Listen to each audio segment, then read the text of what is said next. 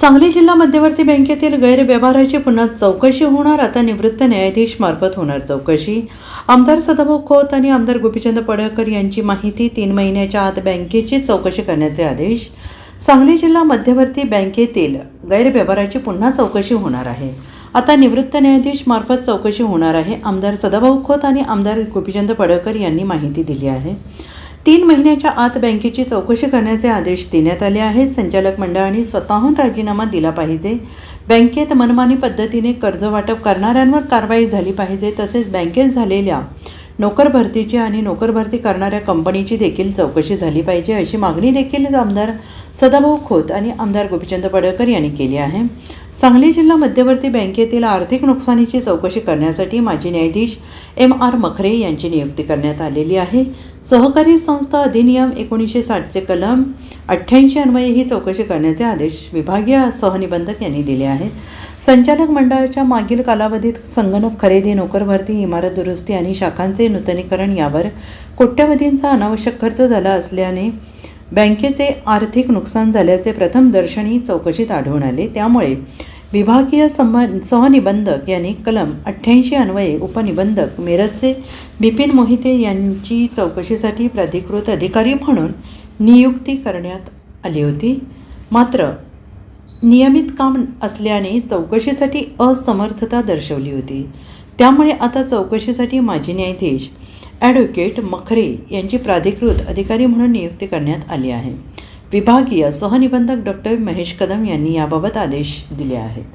सांगली जिल्हा मध्यवर्ती बँकेच्या बाबतीमध्ये आदरणीय पडळकर साहेबांनी सांगितलं की जिल्हा मध्यवर्ती बँकेचे चेअरमन आदरणीय मानसिंग भाऊ नाईक यांनी सरकारकडे मागणी केलेली होती की बँकेमध्ये मोठ्या प्रमाणामध्ये भ्रष्टाचार होतो आहे, गैरकारभार चाललेला आहे आणि याची चौकशी झाली पाहिजे.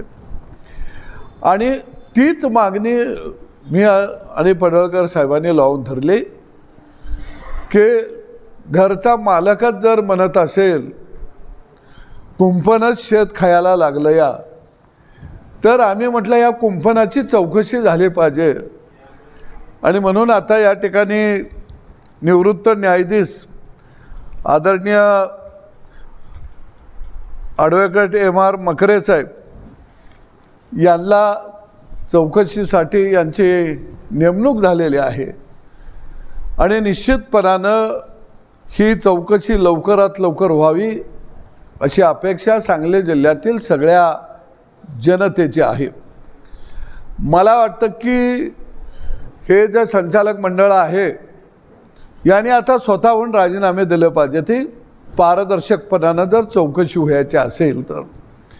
पण मला वाटत नाही की गुळाला चिकाटलेली हे मुंगळं बाजूला होतील. जयंत पाटलांनी परवा तातडीनं बैठक घेऊन ठेवे काय 10,000 कोटी का 1,000 कोटी गोळा झाल्या, नफा 200 का 300 कोटी रुपये झाला. आता हे वाटून कोण कोण घेणार आहोत याची यादी जयंत पाटलांनी सांगितली असते जिल्ह्याला तर बरं झाले असते. जेवढ्या म्हणून ठेवी जमा होतात, पीक कर्ज सोडलं तर बाकीच्या सगळ्या ठेवीचा पैसा जयंत पाटील आणि त्याचं टोळकं वाटून घेत असतं. आणि म्हणून सांगली जिल्हा मध्यवर्ती बँकेमध्ये हे सगळे ठग बसलेले आहेत. आणि या ठगांनी मोठ्या प्रमाणात भ्रष्टाचार केला आहे, त्यांच्यावरती गुन्हे दाखल झाले पाहिजेत. ही मागणी आम्ही विधानसभेमध्ये विधान परिषदेमध्ये लावून धरली. आणि मी निश्चितपणानं सांगतो की हे सगळे ठग गजाआड झाल्याशिवाय राहणार नाहीत. यांनी मनमानी पद्धतीनं कर्ज वाटप केलेलं आहे, विनातारण कर्ज वाटप केलेलं आहे, आपल्या बगलबच्च्यांना कर्ज वाटप केलेलं आहे. गोडाऊनात साखर नसताना बाहेरनं फक्त त्या गोडाऊनाला कुलूप लावून सील करायचं आणि आज 10,000 पोती सांगायचं आणि पैसे उचलायचं. अनेक बोगस संस्था हिने स्थापन केलेल्या आहेत. आता जिल्हा मध्यवर्ती बँक जिंकता यावी म्हणून अनेक बोगस कोऑपरेटिव्ह संस्था रजिस्ट्रेशन करून बँकेला सभासद केलेले आहेत. आम्ही आता एवढ्यावर थांबणार नाही.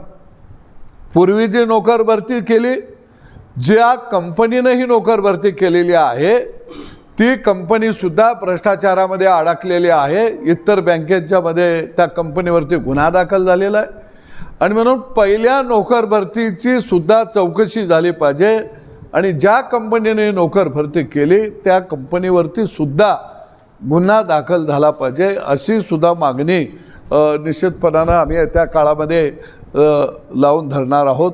जोपर्यंत भ्रष्टाचार मुळासकट खणून निघणार नाही तोपर्यंत हा आमचा लढा थांबणार नाही.